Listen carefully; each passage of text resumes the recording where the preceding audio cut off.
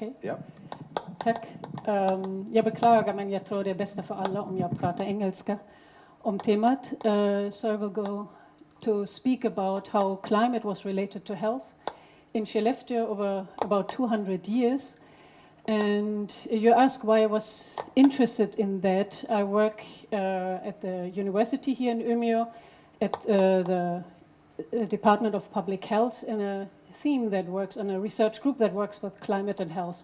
So we look at how climate change is related to health, to mortality, diseases in Sweden, over the world, from different perspectives. So we mainly work with modern data, population data, for example, from India or from Sweden or so. But since we have so rich material here at the university, we were also interested to look into how that is related, how climate is related to mortality in Sweden before we had industrialization in the past and how that maybe changed over time. So that's how I got interested in the topic. I think your left earring is Oh, I take them off both. Yeah, sorry. So maybe this is better. So weather, short-time weather conditions and climate change that is happening over a long time is related to health, human health, in different ways. We have, for example, direct impacts, such as heat waves when it's really hot. We have people collapsing, having heat strokes, like here in the picture, which was taken from the heat wave in Paris, in France, a couple of years ago, when many people died over a short period, just because it was getting too hot. We have people dying in floods. For example, they drown. They get injured when there are storms, or they die in cold waves. When it's getting cold, we have heart attacks and other diseases. So these direct impacts happen usually over a short term, over a couple of days, but we have also more indirect impacts of climate, of weather on human health. For example, when we have a flood, like on this picture down here, mosquitoes will expand. We will have more mosquitoes. We will have water pollution, which leads then to infectious diseases such as malaria outbreaks or diarrheal diseases and so on. But we also have more long-term impacts through harvest failures. In Swedish, that is missväxt. So when there's a long period or couple of months, maybe when we have too much rain or too little rain, or when it's getting really cold in the summer, maybe, we will have harvest failure, the crops do not grow, and then people in the following time will starve, and they are more vulnerable to other diseases, infectious diseases, and so on. Here we see also, especially with harvest failure, the role of other factors that might mediate the relationship between climate and mortality, such as social conditions and poverty, and so on, the help of the state supporting people in difficult times. So it's not always a simple relationship between climate and health. And that was always like that, and it continues to be like that. And it's also the case in Sweden. So life in Sweden before industrialization was predominantly a rural life. Most of the people lived in the countryside, in villages or small towns. They worked in the agriculture, like here. They had many children. This is maybe not one family, but on average you had many children in each family. They lived close to nature. They worked with the nature. They were dependent on the crops that they got from the harvest, from the forest, from fishery, and so on. So they were really dependent on nature, on their environment, and on climate. At that time, we had also very high mortality, dödlighet, especially among children. So many children died before their first birthday or before their 5th birthday, which contributed to overall high mortality in that time. But gradually, in Sweden, like in other countries, that became better. Here we see the life expectancy, the life length, in different countries in Europe for men. And the blue line here, I think it's a bit difficult to see, is the average life expectancy of men between 1800 and 2000. So a boy that was born in around 1800 had a chance to die, a high chance to die before his 40th birthday. The average life expectancy at that time was below 40 years. And then it gradually increased over time, and now today it's almost 80 years for men in Sweden. For women it used to be always a little bit higher than for men. So we see it increase, but the life expectancy became also more stable. You see in the 1800s, the average life expectancy changed a lot from one year to another because of disease outbreaks to other things. So one year it was good and next year it was very bad. And then in the 20th century, it became much better. It became more stable, so there was less fluctuation of mortality, of life expectancy from one year to another. Sweden, before industrialization in the 1700s and the 1800s, was a rural town. Even if it was labeled in the middle of the 19th century a town, it was still had pretty much a village character. Most of the people lived from farming, from fishery, and so on. And industrialization started quite late. It didn't really start for real before the 20th century. Anyway, in the 1800s and the 19th century, there was a fast population growth and a mortality decline, especially because infant mortality became less and less. But there were still epidemics and years with many deaths for other reasons. For example, because of war, because of epidemics, such as the cholera and so on, because of harvest failure. So, to climate, we were interested how the temperature and precipitation, nederbörd in Swedish, rain and snowfall, during different seasons of the year affected the number of deaths every year in Skellefteå. We were interested as if they had any effect on mortality, and if so, for good or for bad. Was whether protecting health or was it dangerous for health, or what kind of factors were relevant. And we also wanted to know which age groups were most vulnerable to unfavorable climate effects. And this we answered by looking at a certain period between 1749 and 1859, 111 years in Skellefteå before industrialization. We got this data for this period. We got data for monthly temperature and monthly precipitation from different places in Sweden for the climate side. And we got population data from the demographic database here at the university. And the reason why we have this strange time period between 1749 and 1859 is that during that time, each priest in the parishes, in the church communities, Församlingar, had to report regularly how many people lived in his parish, in his community, how many men and women, how many people died during the year, in which age groups, and so on. So this gives us a rich material, because it was digitized, it was put into the computer for pretty much all the communities in Sweden for this time period. So you can use this kind of data for the analysis, for all kind of analysis. Yes, so we chose Skellefteå for different reasons. I can come back to that later. To analyze then how climate was affecting mortality. Here you see how the population developed over the 111 years. The blue line shows population growth. Around the middle of the 18th century, we had less than 4,000 people in Skellefteå town and the surrounding villages. And in the end of the period, around 1860, it was almost 18,000 inhabitants. So it grew a lot over this short time. The green line, I think it's difficult to see, shows the number of deaths every year in the community, in this parish. You see it fluctuates quite a lot. Here in 1900, 1809 we have a peak because of the Finnish War when many, many people died during a very short period. But otherwise it was also quite variable, going up and down. But you notice also that the number of deaths of people dying every year didn't increase as much as the population grew because mortality decreased.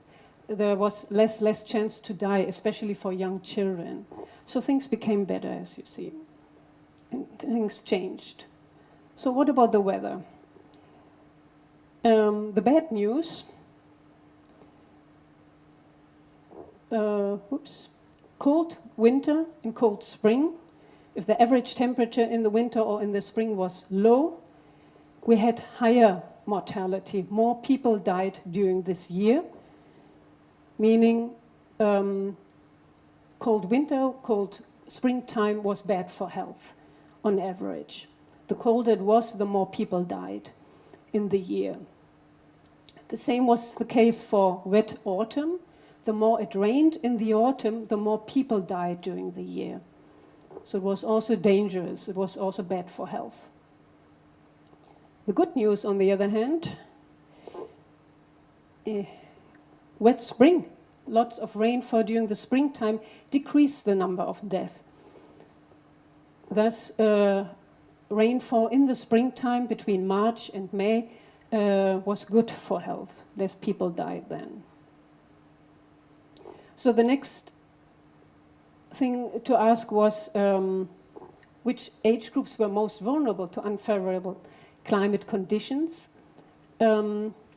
We assumed in the first place that it was babies, very young children, who were most vulnerable because their health is more fragile anyway, because they have high mortality.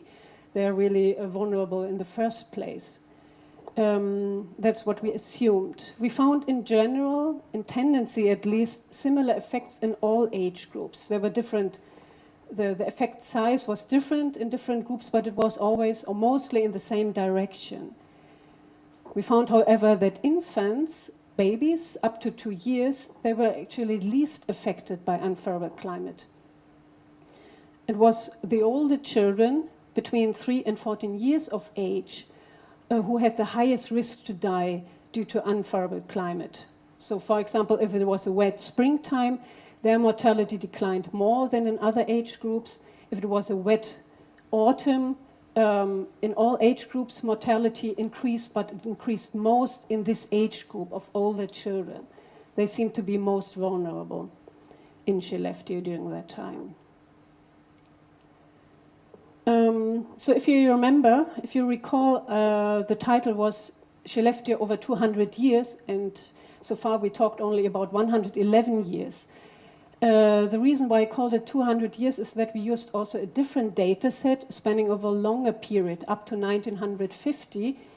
But this data set is a bit more complicated. We do a bit kind of different analysis, so that's why I can show only preliminary results. So for this other data analysis, we used the period between 1801 and 1950, and we looked how monthly climate, precipitation and temperature with a delay up to 11 months, up to 1 year, affected the number of deaths every month in Skellefteå. So we didn't look into seasonal climate, but more temperature on average per month. We found by tendency in our preliminary analysis that the impact of temperature was actually strongest only 1 year later. In the time before, we didn't see so much of an effect. So it seemed to have more prolonged influence on mortality.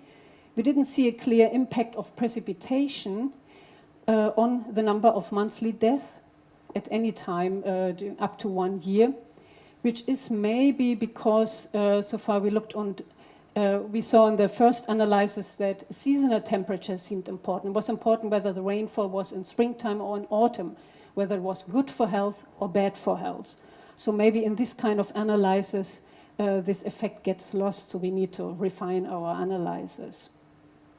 Something we will also do in the future is to look into how the relationship between climate and mortality changed over time.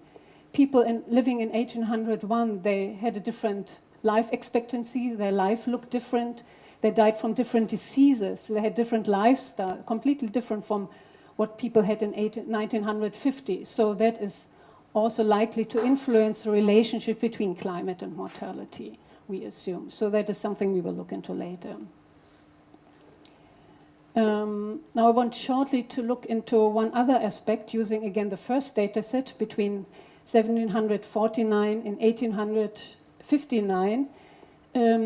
We looked into the role of harvest failure, misväxt, as maybe functioning as the link between climate and mortality.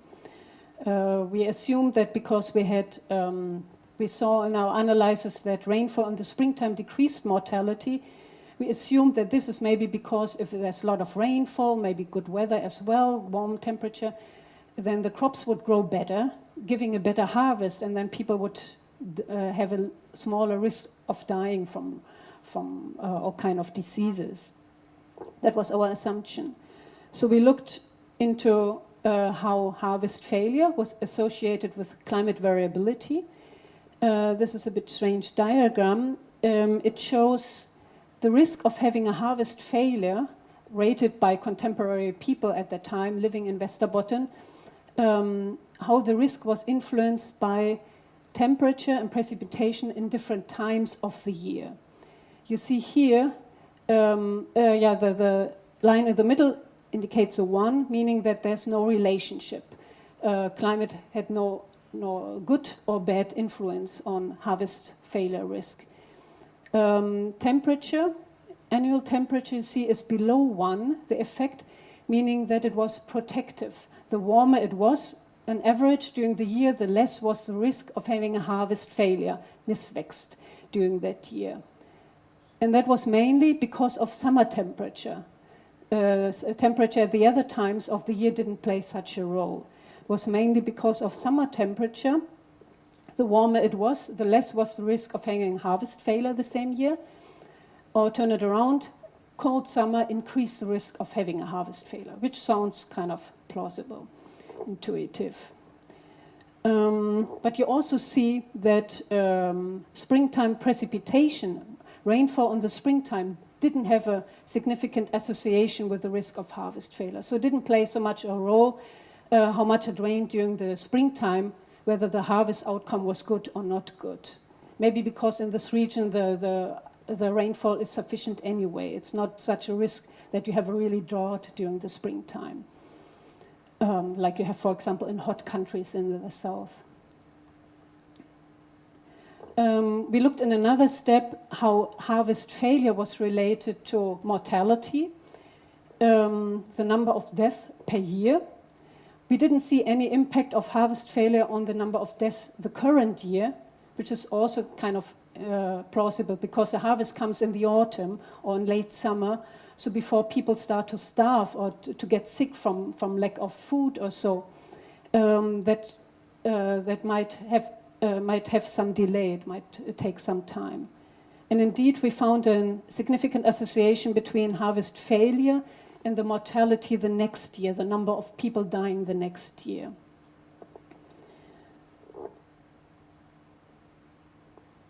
So, to sum it up, we looked into how climate was related to mortality in pre-industrial Sweden and also a little bit the time after that, but about the time in the 20th century I can't say so much yet. We found that rainfall and warm weather, warm temperature in the springtime and also in the winter decreased the number of deaths during the same year. We found the strongest effect for rainfall in autumn, which increased the number of deaths in most age groups. But we also found that children beyond infancy, those between 3 and 14 years of age, they seem to be most vulnerable to climate conditions, bad weather in autumn, for example. And our analysis showed also that harvest failure is related to climate and it is related to mortality, but not in these analyses that we had here. So there's a more complex relationship between these. Okay, In the end, I want to thank Joachim Rocklöf, my colleague who contributed with his statistical expertise. I want to thank Søren Edvinsson with his expertise in historical demography, and Riksbanken Jubileumsfond because they funded the ongoing project. Thank you for your attention.